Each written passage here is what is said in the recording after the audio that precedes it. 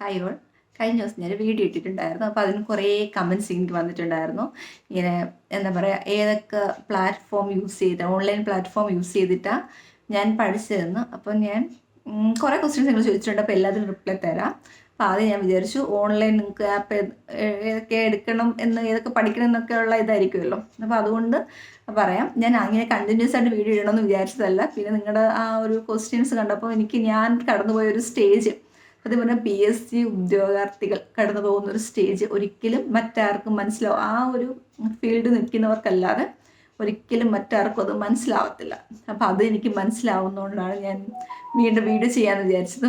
അതുകൊണ്ടാണ് ഇങ്ങനെ ലാഗായി വന്ന് ചെയ്യണോ വേണ്ടയോ എന്നുള്ള ഒരു ചിന്ത. പക്ഷെ പിന്നെയും ഓരോ ദിവസവും നിങ്ങളുടെ കമൻറ്റ്സ് കാണുമ്പോൾ കാരണം എനിക്ക് പേഴ്സണലി മെയിലൊക്കെ അയക്കാൻ തുടങ്ങിയിട്ടുണ്ടായിരുന്നു കുട്ടികൾ. അപ്പോൾ എനിക്കും അവരത്രയും കഷ്ടപ്പെട്ട് അവർ അയക്കണമെങ്കിൽ, അപ്പോൾ ഞാനൊരു സ്റ്റേജിൽ കൂടി കടന്നു പോയിട്ടുണ്ടായിരുന്നു. ഞാനും ഇതേ കണക്ക് ഫസ്റ്റ് റാങ്ക് കിട്ടുന്ന കുട്ടികളുടെയൊക്കെ ടെലിഗ്രാമിൽ നമുക്ക് ഇങ്ങനെ ഓരോ ചാനൽസൊക്കെ ഉണ്ടല്ലോ. അപ്പോൾ അതിനകത്തൊക്കെ അവർക്ക് ഇങ്ങനെ റാങ്ക് കിട്ടുമെന്നൊക്കെ പറയാം. അപ്പോൾ പേഴ്സണലി പോയിട്ട് ഞാൻ ഒരുപാട് മെസ്സേജ് അയക്കുമായിരുന്നു. അപ്പോൾ അവർ റിപ്ലൈ തന്നില്ലെങ്കിൽ എനിക്ക് വിഷമം വരുമായിരുന്നു. അപ്പം ആ ഒരു സ്റ്റേജ് എനിക്ക് അറിയാവുന്നതുകൊണ്ടാണ് ഞാൻ പിന്നെ ഓക്കെ എന്ന് പറഞ്ഞിട്ട് പിന്നെ എനിക്ക് തോന്നി ഇങ്ങനൊരു വീഡിയോ ചെയ്യണമെന്ന്. നമുക്ക് ചില കാര്യങ്ങൾ ചെയ്യാൻ ഒരു നിയോഗം എന്നൊക്കെ പറയുമല്ലോ. ഇപ്പം ഞാൻ ഈ ട്രൈപ്പോഡൊക്കെ മേടിച്ച സമയത്തും ഞാനത് മേടിച്ചിട്ട് ഞാൻ വേണ്ട എന്ന് പറഞ്ഞിട്ട് റിട്ടേൺ ചെയ്യാൻ നോക്കിയപ്പോൾ എനിക്കത് റിട്ടേൺ ഇല്ല, റീപ്ലേസ്മെൻറ്റേ ഉള്ളൂ. അപ്പം പിന്നെ ഞാൻ വിചാരിച്ചു എന്തായാലും മേടിച്ചു പോയില്ലേ, ഇനി ഒരു വീഡിയോ ചെയ്യാം എന്ന് വിചാരിച്ചിട്ടാണ് വീഡിയോ ചെയ്യുന്നത്. ഓക്കെ.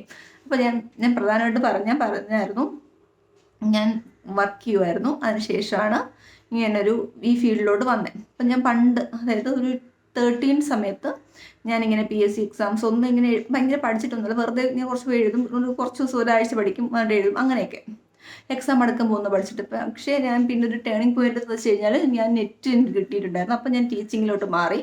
അപ്പോൾ അതിന് മുന്നേ ഞാൻ ഒരു മാസം എന്തോ ഇങ്ങനെ ഒരു കോച്ചിങ്ങിന് പോയിട്ടുണ്ടായിരുന്നു. ഒരു മാസം, അതായത് ആഴ്ച 3 ദിവസമുള്ളൊരു കോഴ്സും. ഇത് കാര്യമായിട്ട് പഠിച്ചിട്ടൊന്നും ഉണ്ടായിരുന്നില്ല. ഇത് ഞാൻ പറയാൻ കാര്യം, എന്നോട് കുറേ പേര് ചോദിച്ചു ഞാൻ ഓഫ്ലൈൻ കോച്ചിങ് പോയിട്ടുണ്ടോയെന്ന്. പിന്നെ ഒത്തിരി നാൾ, അതായത് 2018 ഒക്കെ ആയപ്പം 17 എൻ്റെ മാരേജ് കഴിഞ്ഞിട്ടുണ്ടായിരുന്നു. അത് കഴിഞ്ഞപ്പോൾ എൻ്റെ വീടിൻ്റെ തൊട്ടടുത്തൊരു കോച്ചിങ് സെൻ്റർ ഉണ്ട്. അപ്പോൾ ഞാൻ വെറുതെ ഇങ്ങനെ ഒരു നൈറ്റ് ബാച്ചിന് പോയായിരുന്നു. അത് ഞാൻ പോയിട്ട് നിർത്തി. എനിക്ക് പറ്റുന്നില്ലായിരുന്നു, കോളേജും വൈകിട്ട് വന്നിട്ട് അതൊന്നും ശരിയാവാത്തതുകൊണ്ട് ഞാനത് നിർത്തി.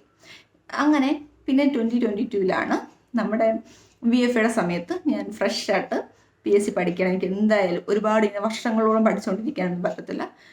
ആദ്യം വേറെ എക്സാം ഏതോ അത് ക്രാക്ക് ചെയ്യണം എന്നുള്ള ഒറ്റ നിലയിൽ ഞാൻ പഠിക്കാൻ തുടങ്ങിയത്.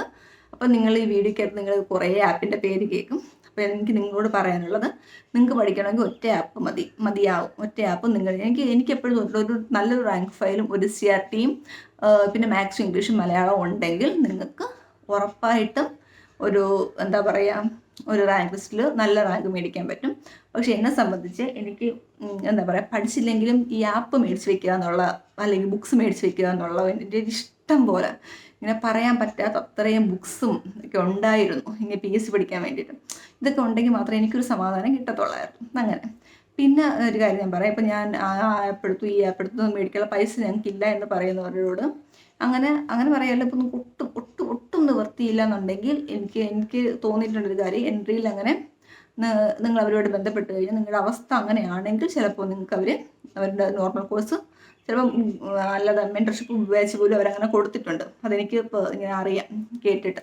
അങ്ങനെ അപ്പോൾ ഞാൻ 2022 ആദ്യമായിട്ട് എൻട്രി ആപ്പ് മാത്രം, അതായത് എൻ്റെ VFA ഞാൻ ആദ്യം എഴുതി പഠിച്ച കോഴ്സ് എന്ന് പറയുന്നത് VFA ആയിരുന്നു. അതിലാണ് ഞാൻ ആദ്യമായിട്ട് മെയിൻ ലിസ്റ്റിൽ 116ാം റാങ്കിൽ വന്നത്.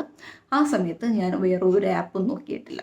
ഞാൻ ഈ ആപ്പ് മാത്രം, എൻട്രിയുടെ ആപ്പ് മാത്രമേ എൻ്റെ കയ്യിലുണ്ടായിരുന്നുള്ളൂ. അപ്പോൾ എനിക്ക് സുജേഷ് സാറായിരുന്നു, അതുപോലെ അരുൺ സാർ ഞങ്ങളുടെ മെൻറ്ററായിരുന്നു. അപ്പോൾ സാർ എല്ലാ ദിവസമായിട്ട് വോയിസ് അയക്കും. ആ വോയിസിൽ ഭയങ്കര ഒരു ദിവസമല്ല, ഒരു മാസം ഫുള്ള് പഠിക്കാനുള്ള ഇൻസ്പിറേഷൻ ഉണ്ടായിരിക്കും. അപ്പോൾ അങ്ങനെ ഞാൻ പഠിച്ചു.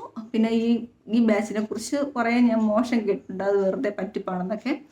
അങ്ങനെ എനിക്കൊരിക്കലും പറ്റിപ്പാണെന്ന് തോന്നിയിട്ടില്ല. ഒന്നുകിൽ അങ്ങനെ പറ്റാത്തവരെന്ന് വെച്ച് കഴിഞ്ഞാൽ എന്താ പറയുക, ഒന്നുകിൽ നമ്മളത് കറക്റ്റായിട്ട് ഫോളോ ചെയ്യാത്തതുകൊണ്ടായിരിക്കാം, അല്ലെങ്കിൽ നമുക്ക് പിന്നെ ഒരു കാര്യമുണ്ട്, നമ്മൾ ഏത് ആപ്പ് എടുത്താലും, എൻ്റെ ഒരു ഇതിൽ നിന്ന് എനിക്ക് മനസ്സിലായി, നമ്മൾ ഏത് ആപ്പ് എടുത്താലും അതിലൊരു 40% മാത്രമേ അവർക്ക് കോൺട്രിബ്യൂട്ട് ചെയ്യാൻ പറ്റുള്ളൂ. ബാക്കി 60% നമ്മൾ തന്നെയാണ്.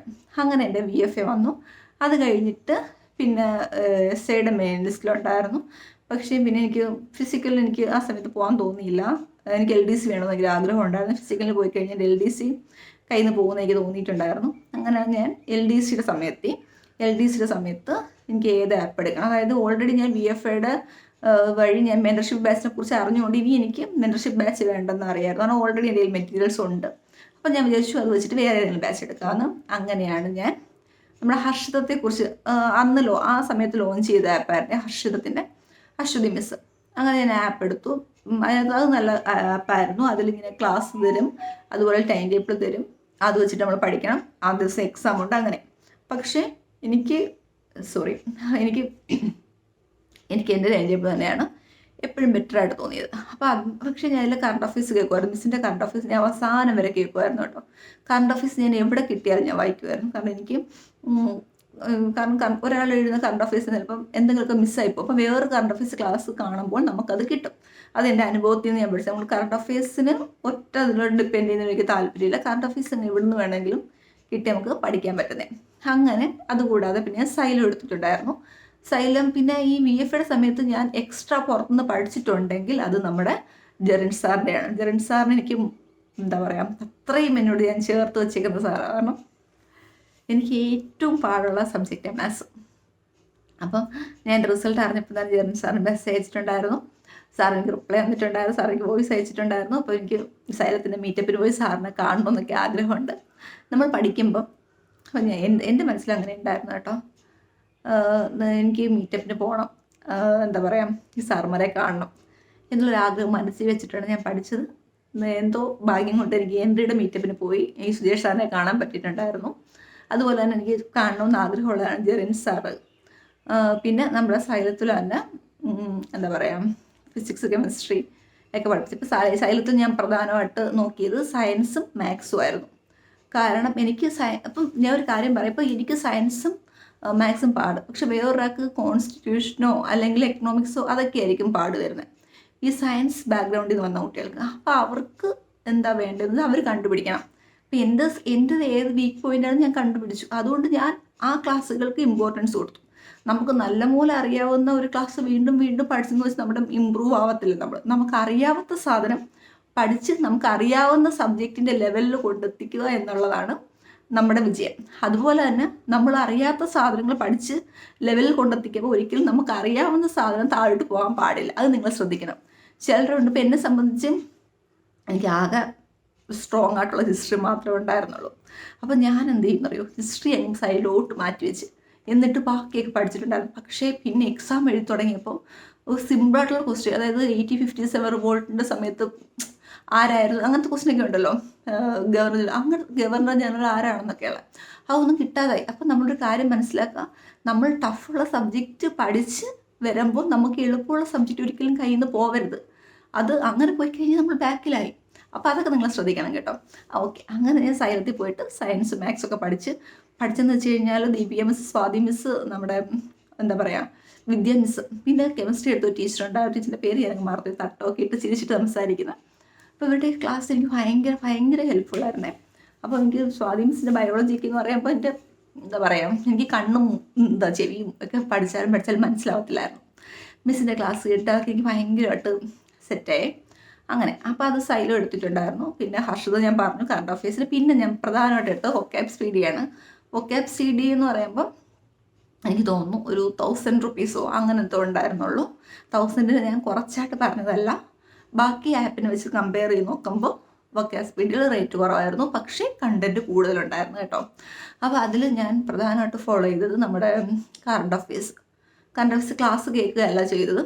ഞാൻ PDF ഇട്ടായിരുന്നേ. അവർ ഇഷ്ടം പോലെ PDF വരുമായിരുന്നു. എല്ലാ നോട്ട്സിനും PDF വരുമായിരുന്നു.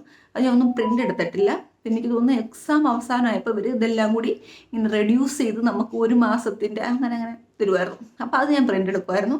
അതിൻ്റെ മുന്നേ വരെ, എക്സാമിന് കുറേ മുന്നേ വരെ അവർ PDF തരുമായിരുന്നു. അപ്പോൾ ഞാനത് എൻ്റെ ടാബിലോട്ടാക്കി ഡൗൺലോഡ് ചെയ്തിട്ട് നമ്മൾ ഡിജിറ്റൽ പെൻ വെച്ചിട്ട് അതിങ്ങനെ അണ്ടർലൈൻ ചെയ്ത് മാർക്ക് ചെയ്തൊക്കെ വെക്കുമായിരുന്നു. അങ്ങനെ ഞാൻ കറണ്ട് അഫയേഴ്സ് പഠിച്ചത്.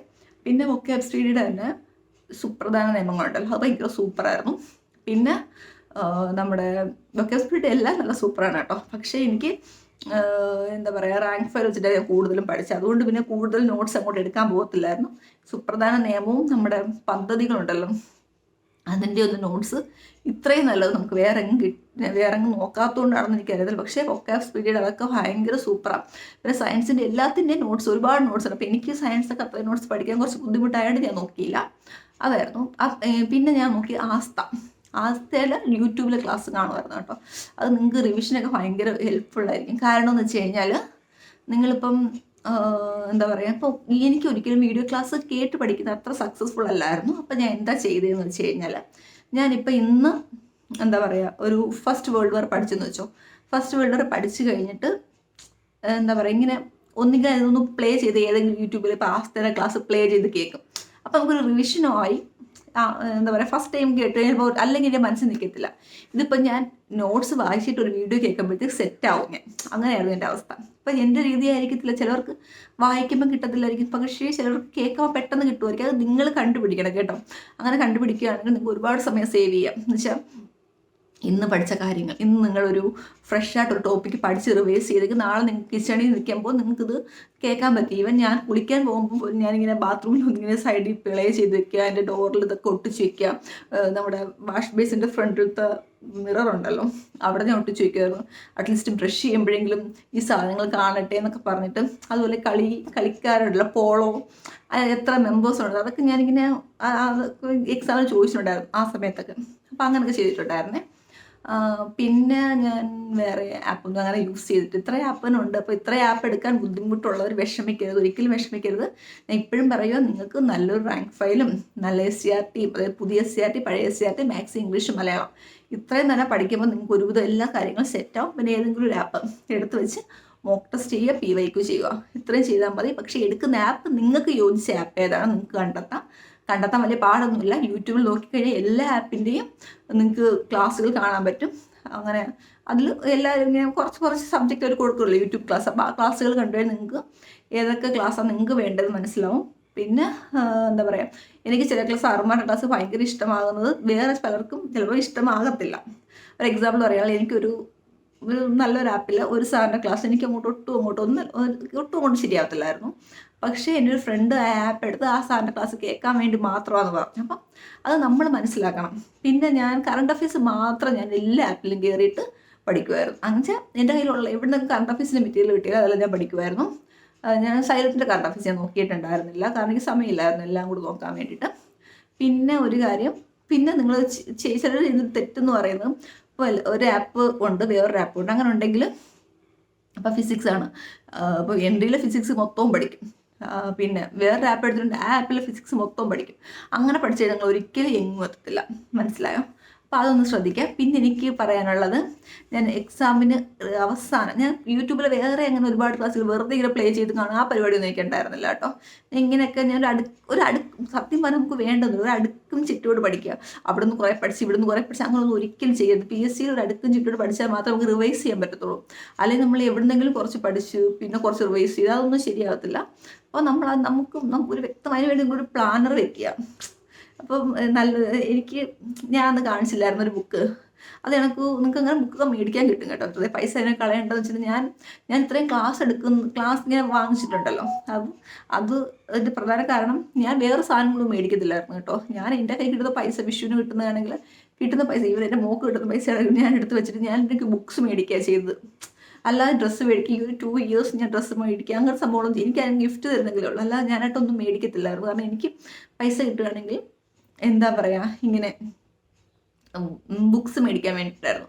പിന്നെ വേറൊരു കാര്യം ഞാൻ ചെയ്തത്, നിങ്ങൾക്ക് എന്തെങ്കിലും വേണമെങ്കിൽ നിങ്ങൾ ആരെയും കൊണ്ട് മേടിപ്പിക്കാതിരിക്കുക. അത് കാര്യം എന്താണെന്ന് വെച്ച് കഴിഞ്ഞാൽ, നിങ്ങൾക്ക് നല്ലൊരു ഡ്രസ്സ് കണ്ടു, നിങ്ങൾ മേടിച്ചെന്ന് വെച്ചോ, നിങ്ങളങ്ങ് സാറ്റിസ്ഫൈഡ് ആയി. ഇപ്പോൾ എന്നെ സംബന്ധിച്ച് ഇപ്പോൾ എൻ്റെ ഹസ്ബൻഡ് പറയാറുണ്ട്, ഡ്രസ്സ് ഇഷ്ടപ്പെട്ടെങ്കിൽ എടുത്തോ എന്ന് പറയാറുണ്ട്. പക്ഷെ ഞാൻ എടുക്കാൻ പറയും വേണ്ട, ഞാൻ പരീക്ഷ കഴിയട്ടെ എന്ന് പറയും. കാരണം എന്ന് വെച്ച് കഴിഞ്ഞാൽ നമുക്കൊരു സാറ്റിസ്ഫാക്ഷൻ കിട്ടിക്കഴിഞ്ഞാൽ നമ്മൾ പഠിക്കുന്നതിന് അത് എഫക്റ്റ് ചെയ്യുന്നു. എനിക്കിപ്പം നമ്മൾ പഠിക്കുന്ന എന്തിനാണ്, നമ്മൾ ഇൻഡിപെൻഡൻ്റ് ആവണം, നമുക്ക് ഇഷ്ടമുള്ള സാധനങ്ങൾ മേടിക്കണം.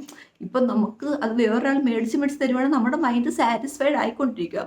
അങ്ങനെ സാറ്റിസ്ഫൈഡ് ആയിക്കൊണ്ടിരിക്കുമ്പോൾ നമുക്ക് പഠിക്കാനുള്ള ഒരു ഇത് കുറയുമെന്ന് എനിക്ക് തോന്നിയിട്ടുണ്ട്. കാരണം ഇങ്ങനെ ഓരോ വ്ളോഗ്സ് കാണുമ്പം ഞാൻ ഇങ്ങനെ എന്താ പറയുക ഡേ ഇൻ മൈ ലൈഫ് അങ്ങനത്തെ സാധനങ്ങളൊന്നും കാണത്തില്ല. അഥവാ കലവും കണ്ടു കഴിഞ്ഞാൽ ഞാൻ പെട്ടെന്ന് മാറ്റും. കാരണം പിന്നെ എനിക്കൊരു മോട്ടിവേഷനും കൂടിയായിരുന്നു.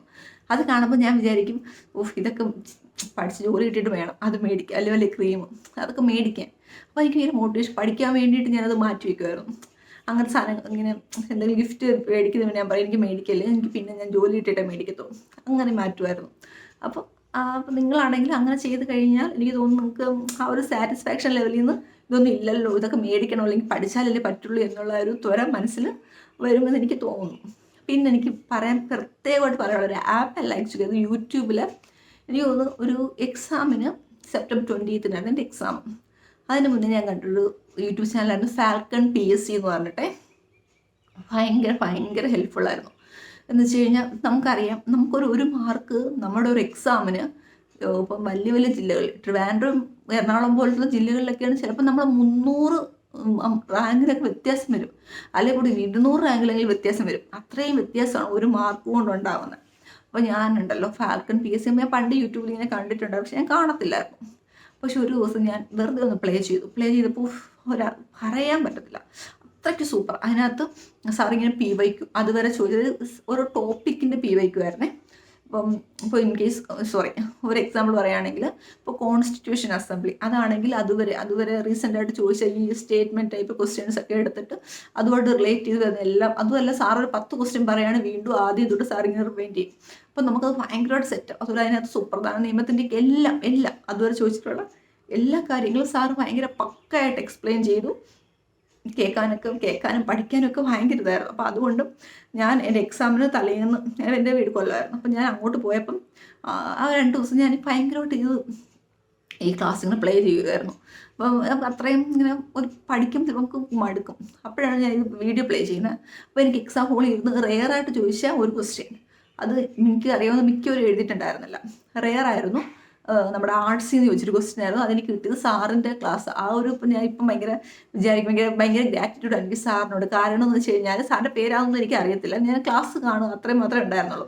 അപ്പോൾ അത് എനിക്കൊരു 1 മാർക്ക് കൂടി. അല്ലെങ്കിൽ ചിലപ്പോൾ എനിക്ക് ആ 1 മാർക്ക് ഒരിക്കലും വേറെ ഏത് റാങ്ക് ഫയൽ പഠിച്ചാലും ഏത് ആപ്പ് കേട്ടാലും എനിക്ക് ആ 1 മാർക്ക് ഒരിക്കലും കിട്ടത്തില്ലായിരുന്നു. അപ്പം ആ ഒരു 1 മാർക്ക് എനിക്ക് കിട്ടി. അപ്പോൾ ആ 1 മാർക്ക് കിട്ടിയില്ലായിരുന്നെങ്കിൽ എൻ്റെ റാങ്ക് ചിലപ്പോൾ 100-ലോട്ടൊക്കെ പോയേനെ.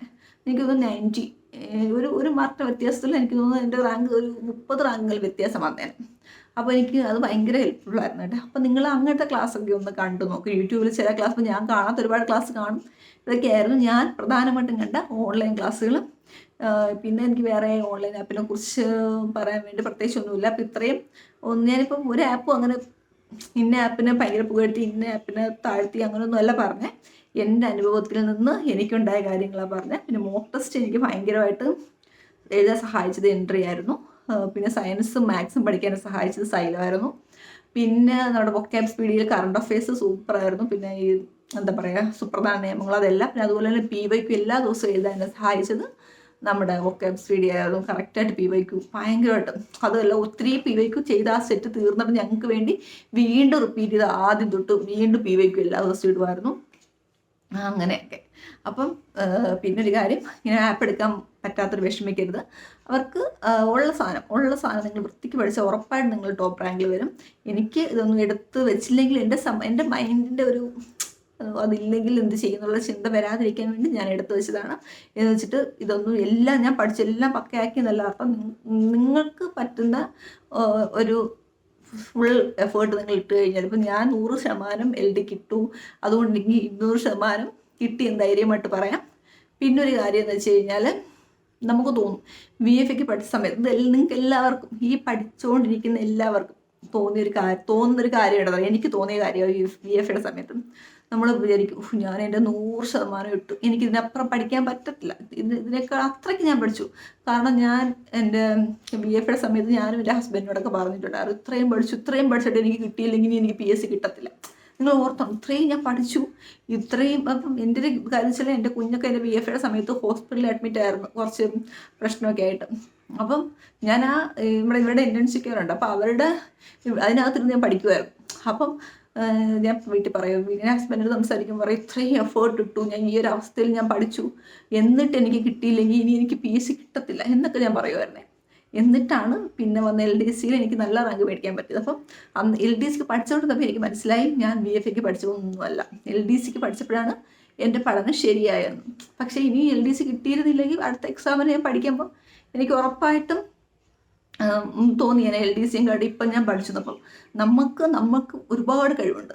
ആ കഴിവ് നല്ല രീതിയിൽ നമുക്ക് എന്താ പറയുക പുറത്ത് കൊണ്ടുവന്ന് അത് പഠിക്കുക. അല്ലാതെ നിങ്ങൾ ഒരിക്കലും പിന്മാറരുത്. ചിലപ്പം ഒരു കാർട്ടൂൺ പോലെ ഞാൻ കണ്ടിട്ടുണ്ട്. ഇങ്ങനെ നമ്മളിങ്ങനെ അങ്ങനെ തോന്നുന്നു കിളച്ച് ഇങ്ങനെ എത്തി എന്താ പറയുക ഒരു മണലിൻ്റെ ഒരു വരമ്പെത്തി. പക്ഷെ അവിടെ വെച്ച് നമ്മൾ ആ കിളയിൽ നിർത്തി. പക്ഷെ ആ വരമ്പ് ഇവിടെ കഴിഞ്ഞാൽ നമുക്ക് അവിടെ നിധിയിരിക്കുക. അതേ കണക്കാണ് PSC. നമ്മൾ പഠിച്ച് ഒരിടത്ത് എത്തിയിട്ടുണ്ടെങ്കിൽ ഇപ്പോൾ അടുത്ത എക്സാം നമുക്ക് കിട്ടുമായിരിക്കും. പക്ഷെ നമ്മൾ ആ എക്സാമിന് മുന്നേ നമ്മൾ നിർത്തി. അപ്പം അങ്ങനെ ചെയ്യരുത്. നമുക്ക് കഴിവുണ്ട്. എനിക്ക് കിട്ടുവാണെങ്കിൽ നിങ്ങൾക്ക് ഉറപ്പായിട്ടും കിട്ടും. പഠിച്ചാൽ മാത്രം ഒരിക്കലും പിന്നോട്ട് പോകരുത്. എനിക്ക് കിട്ടത്തില്ലെന്ന് വിചാരിക്കരുത്. നല്ലോണം പഠിക്കുക. പിന്നെ എനിക്ക് തോന്നിയിട്ടുള്ളൊരു കാര്യം, നമ്മളൊരു എക്സാമിന് ഇപ്പം കുറേ എക്സാം വരുന്നുണ്ട്. അപ്പോൾ ചിലർ അടുത്ത LDC എന്തായാലും പിടിക്കണമെന്ന് പറഞ്ഞ് പഠിക്കുന്ന ആൾക്കാരുണ്ട്. അവരോട് എനിക്ക് പറയാനുള്ളത്, ആ LDC നിങ്ങൾ പിടിച്ചു ഓക്കെ, പക്ഷെ അതിൻ്റെ മുന്നേ കുറേ എക്സാംസ് ഉണ്ട്. LGS ഉണ്ട്, BIPCO ഉണ്ട്, BFA ഉണ്ട്, അങ്ങനെ കുറേ എക്സാംസ് ഉണ്ട്.